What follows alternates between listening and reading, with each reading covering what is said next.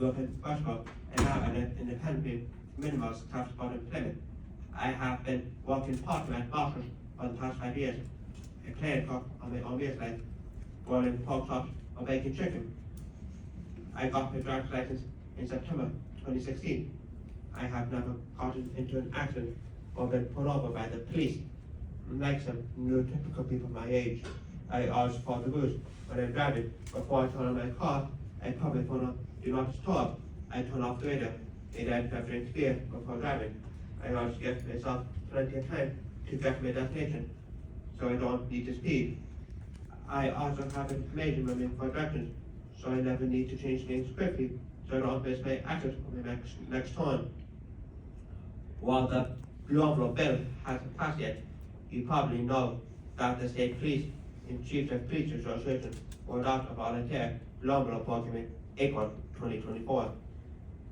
The program has already distributed more than 12,000 blue envelopes to assistant drivers, passengers, and community members.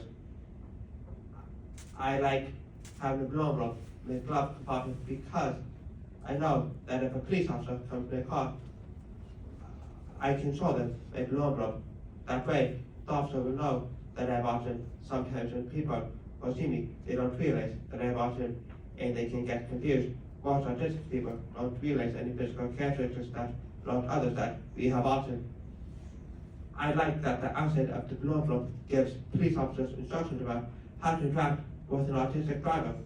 For instance, the instructions say that autistic drivers might get very anxious if an officer pulls them over, and that the driver might need extra time to respond to questions.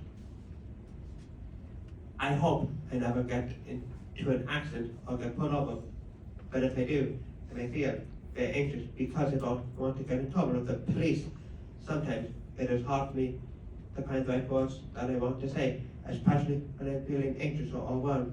If I'm having trouble finding the right words, I want the police officer to know to be calm and patient with me so that I have extra time to be able to communicate and not use a strict tone like police are usually taught in order to gain control of the situation.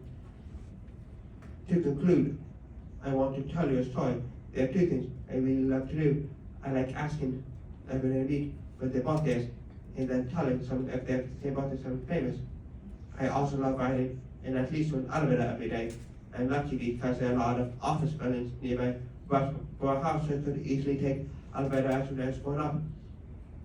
When I was 12 years old, police officer Caleb came to my Westboro house when my parents were at work. I had met Officer Caleb at a neighborhood block party. When I asked him his birthday, so Officer Caleb already knew I have autism. An employee at an office building near my Westboro house called the police to say that I was acting suspiciously because they saw me frequently driving to the building, going for 2 minutes, and then driving away. They thought I might be stealing things. Officer Caleb asked me what I was doing at the building. I told him I was only going to ride the elevator. I explained that I love taking an elevator every day, and that I never steal. Because Officer Caleb knew that I wasn't he understood what I was doing at the building. I think it is very helpful when police officers can get to know the autistic people in the community. Thank you for listening and speaking for all the good work you do.